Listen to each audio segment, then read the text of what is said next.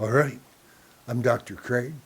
I'm an educational psychologist and the creator of BarkingDogs.net. And I'm here once again representing the Barking Dogs Coalition. This is the eighth and the last of the 8 sequenced videos our organization has created about the barking laws. Now, we actually have more videos about the barking laws, but this is the last of the sequence set.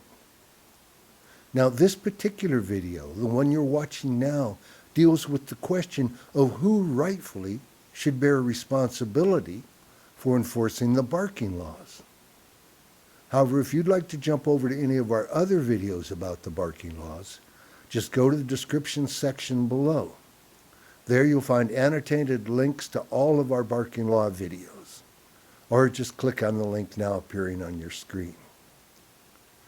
But again, today's video deals with the question of who bears the responsibility for taking the initiative and doing something about that barking dog next door. You know, a while back I spoke with one of the city-employed attorneys who was then handling the barking dog court cases for the city of Santa Rosa, California, where I was living at the time.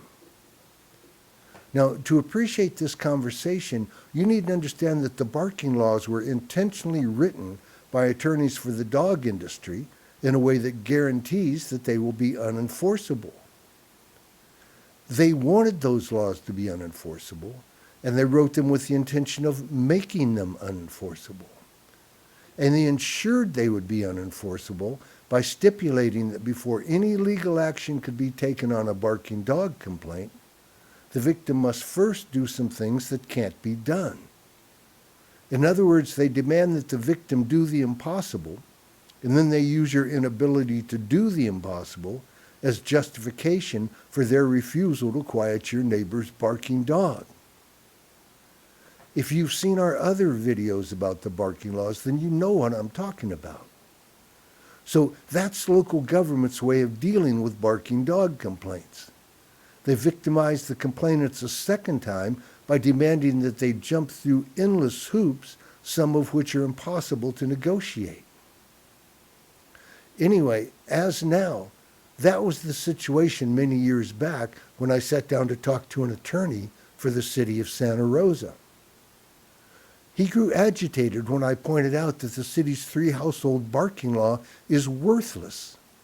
And he took exception to my assertion that instead of putting their energy into harassing people who complain about barking dogs, the city should be energetically pursuing a proactive program of barking dog abatement.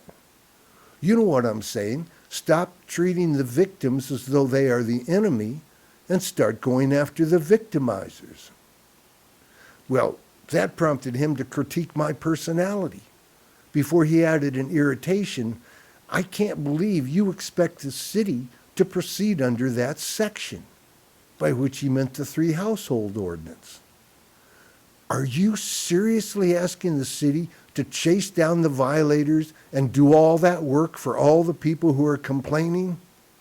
Yeah, that's it, I said. That's what I'm asking. What a concept.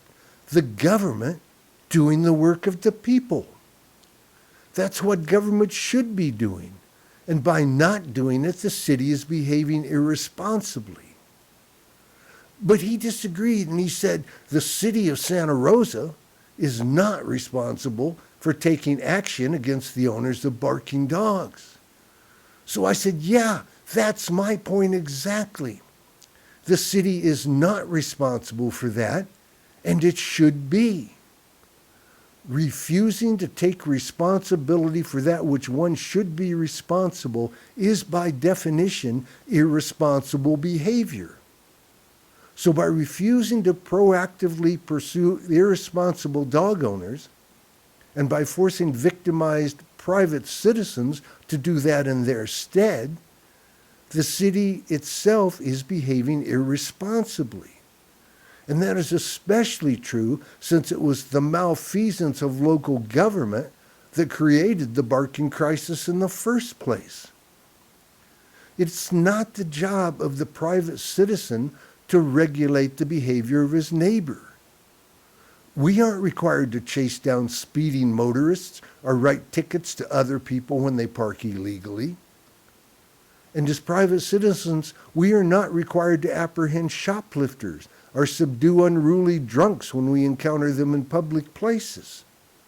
So why should it fall to us to make a neighboring dog owner behave responsibly? Forcing people to behave in a responsible manner is the purview of government, not the private individual. And by refusing to do that, government is behaving irresponsibly. It is an absurd situation in which those in authority refuse to take responsibility, while the private citizens who are forced to take responsibility by virtue of their victimization have no authority. It is a shameful situation born of the disgraceful behavior of our public officials. Okay, so that marks the end of our sequence series of videos about the barking laws. We could use a thumbs up, and we'd love it if you could find time to subscribe and share these videos. In the meantime, this is Dr. Craig for the Barking Dogs Coalition and barkingdogs.net, wishing you silent nights and quiet times for all your days.